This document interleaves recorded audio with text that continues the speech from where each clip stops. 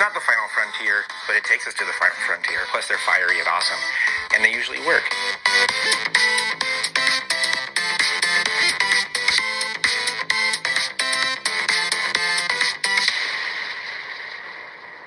So we are going to be talking about rockets. This one actually is specifically about launch vehicles. And what launch vehicles are here for is they're here to get us away. We use launch vehicles to go from the surface of the Earth, take a payload, a satellite, up into space, usually into orbit, and sometimes even further than just orbit around Earth. At the bottom of each stage, you have the rocket engine, and above that, within the same stage, you have all of the fuel that's going to go into that engine. So the first stage is going to be the most powerful. It's going to burn the most fuel, and that's going to do what I'd call a majority of the work of getting into space. And once that's been achieved, that stage will actually fall off, because why take extra engines and fuel tank that's empty and not doing anything anymore? Just get rid of that stuff. Then above that, you have the second stage, and then you keep going, a second, and then probably a third stage above that. Then end up being smaller and optimized for where they're going to be operating also. And on top is the capsule. And the capsule here is the payload. And that's the reason the whole rocket exists, to get that capsule where it needs to go. Kind of important when you want to go to space. Okay, so we've got rockets. Besides them being awesome in their own right, there are reasons to use them. First of all, if you're going to be exploring space, you can't do that on Earth. You're going to have to get going. If you want to go to the moon, you want to go to Mars, an asteroid, a comet, any other planet, anywhere that's not Earth, you're going to have to go to space. You need rockets for that.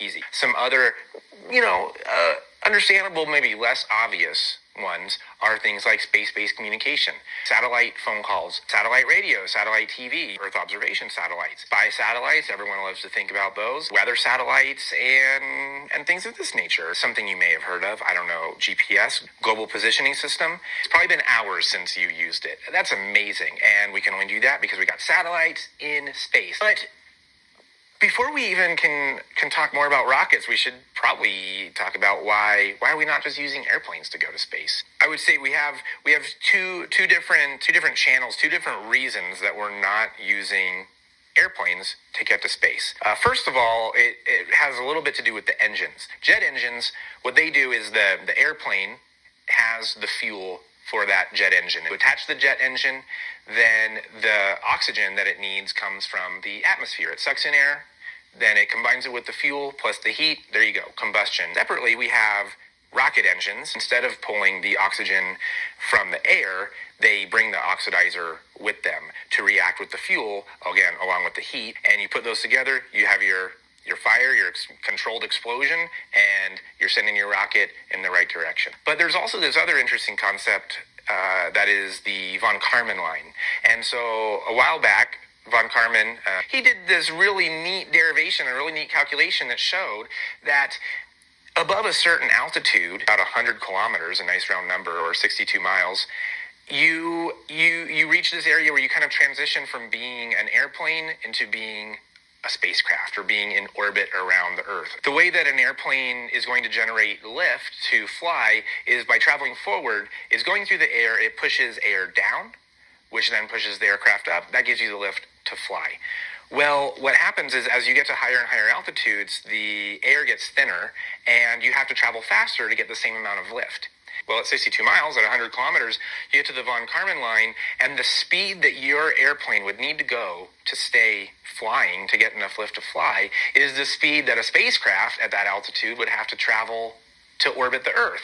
So that's kind of what breaks it down. So we've talked about rockets as a big idea, and why we use rockets, and how they're getting us to space, and that they take their oxidizer with them. What's so awesome is where else in, anywhere, do you have such a contrast between, on the one hand, a successful launch being you have a multi-$100 million satellite in space, and on the other hand, usually a fiery explosion, which looks awesome. It's just not the most efficient way to have explosions that are fun to look at. So that's why we go to space, and that's why we use rockets to get there. I'm Brian with So Much Science. Subscribe to our channel and check out the website. All right. When in doubt, restart the rocket and your phone. It could work.